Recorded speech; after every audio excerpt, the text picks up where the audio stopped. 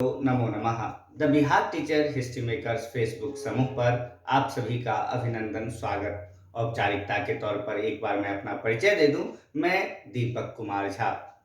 मित्रों, कई दिनों से हम एक मुहिम पर हैं जिस मुहिम का नाम है एक भारत श्रेष्ठ भारत। उसी क्रम में हम बात करते हैं त्रिपुरा और मिजोरम राज्य के रहन सहन की, वहाँ के खान पान की, वहाँ की लोक कलाओं की, वहाँ के त्योहारों की। तो इसी क्रम में मैं आज आप लोगों के समक्ष लेकर आया हूँ मिजोरम का त्योहार। तो सबसे पहले मैं कुछ मिजोरम के विषय में बातें करना चाहता हूँ। भारत के उत्तर पूर्व में स्थित मिजोरम अपने सुहाने मौसम के लिए प्रसिद्ध है। खूबसूरत से दिखने वाले इस राज्य को पहाड़ों की धरती भी कहा जाता है।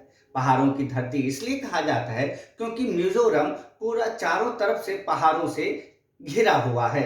इसके अलावा मिजोरम अपनी संस्कृति और परंपराओं के लिए भी प्रसिद्ध है। मिजोरम में रहने वाली जनजातियां पूरे साल रंग बिरंगे त्योहार मनाते हैं और मिजोरम में साल भर कोई ना कोई त्योहार मनाया जाता है। लेकिन इन सब में यदि हम सबसे प्रमुख त्योहारों की बात करें तो चपचार कूट, बालकूट जैसे त्योहार होते हैं। उसमें भी चपचार जो है सो अत्यंत ही प्रसिद्ध त्योहार है, जिसे वहाँ के लोग, वहाँ की जनजातियां बड़े ही हर्षोल्लास के साथ मनाती हैं। इसी महीने में अर्थात आने वाले मार्च के महीने में जहाँ हमारा उत्तर भारत होली के आनंद में डूबा रहता है, तो वहीं मिजोरम के लोग चपचार कूट त्योहार में डूबे रहते हैं। ये उसकी खासियत है। वहाँ की संस्कृति को चपचार कूट त्योहार जो है वहाँ का प्रसिद्ध है, वहाँ की संस्कृति से जुड़ा हुआ वो त्योहार है।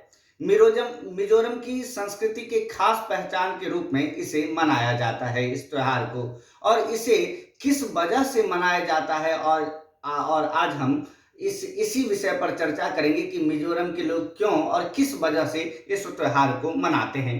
आपके सामने एक चित्र दिख रहा होगा जो उस त्योहार की शुरुआत की एक चित्र है कि लोग किस तरह से उस त्योहार को मनाते हैं। तो सबसे पहले एक फसल के त्योहार में इस चपचार कूट पर्व को मनाया जाता है। साल में एक बार मनाए जाने वाला ये त्योहार बसंत के मौके पर मनाया जाता है, जब फसल कटने वाली होती है। तो जब फसल की कटाई होती है, उस खुशी में वहाँ के लोग, वहाँ की जनजातियां इस त्योहार को मनाते हैं। साथ ही ढोल और घंटों की आवाज से पूरा मिजोरम गूंज उठता है और इस मौके पर हजारों लोग इस रंगारंग त्योहार मनाने के लिए अपने घर से बाहर निकलते हैं और एक जगह पर इकट्ठा होते हैं। यहाँ पर मिजोरम की विभिन्न विभिन्न जनजातियां इस त्योहार में शामिल होती है। साथ ही कई जनजातियां एक जगह इकट्ठा होती हैं और कूट रोरे नाम की खास तरह के सांस्कृतिक जलसे में शामिल होते हैं। कूट रोरे एक जलसे का नाम है जिसमें सभी लोग उसमें शामिल होते हैं। साथ ही पारंपरिक मिजो परिधान, ये जो आप देख रहे हैं ये पारंपरिक मिजो परिधान है जो युवतियां उसे पहनती हैं, जिसे पुआचे भी हम कहते हैं। और बांस की धुन पर ये युवतियां इस परिधान को पहन के नृत्य करती हैं और उस बांस को जमीन पर बजाते हैं। वहां के युवक, जो पुरुष होते हैं, वो बांस को जमीन पे बजाते हैं और युवतियां इस परिधान को पहनकर उस पर नृत्य करती हैं।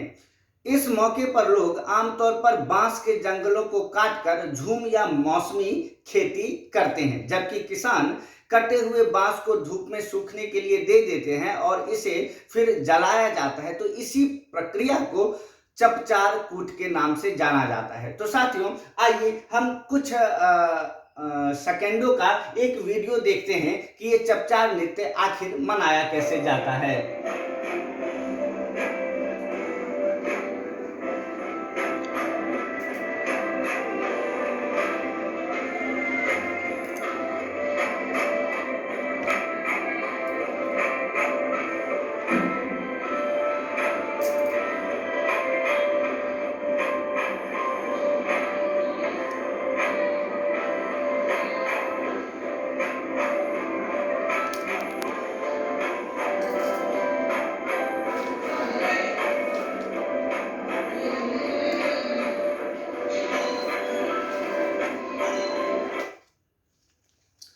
तो आपने देखा कि भारत को श्रेष्ठ बनाने में, उसे सामर्थ्यवान बनाने में इन्हीं छोटे-छोटे राज्यों का सहयोग मिलता है और यही कारण है कि हमारा भारत विश्व गुरु के पद पर आसीन होने के लिए अग्रसर है। तो इन्हीं शब्दों के साथ इस चपचार कूट त्योहार को जो आप लोगों ने जाना कि मिज़ोरम के लोग क्यों मनाते हैं और हमारे भारत की यही पहचान है कि यहाँ पर हर एक मौसम के लिए, हर एक महीने के लिए पर्व त्योहार है जो हमारे भारत को श्रेष्ठ भारत बनाता है। धन्यवाद।